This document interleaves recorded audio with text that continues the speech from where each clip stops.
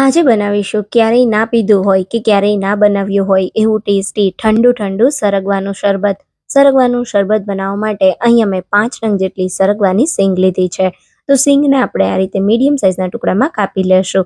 હવે શરબત બનાવવા માટે કુકરમાં આપણે જે કાપેલી સિંગ છે એને ઉમેરી દઈશું. એમાં 2 કપ પાણી અને અડધી ચમચી મીઠું ઉમેરી કુકરમાં 2 વિસલ કરી લેશું.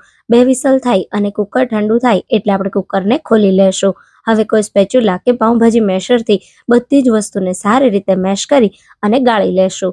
થોડું ગાળ્યા પછી આપણે એમાં ફરી 2 કપ જેટલું પાણી ઉમેરી દઈશું. આપણે જે મેઝરમેન્ટ લીધું એટલા મેઝરમેન્ટથી 4 ગ્લાસ જેટલું શરબત બનીને તૈયાર થાય છે. હવે આમાં અડધા કપ કરતાં થોડો ઓછો ગોળ, અડધી ચમચી સંચળ પાવડર અને 1/4 ટીસ્પૂન જેટલો મરી પાવડર ઉમેરીશું. એક મોટી સાઇઝના લીંબુનો રસ ઉમેરી સારી રીતે મિક્સ કરી દેશું અને બરફના ટુકડા સાથે ઠંડુ ઠંડુ આ શરબત સર્વ કરીશું. એકવાર જરૂરથી ટ્રાય કરજો.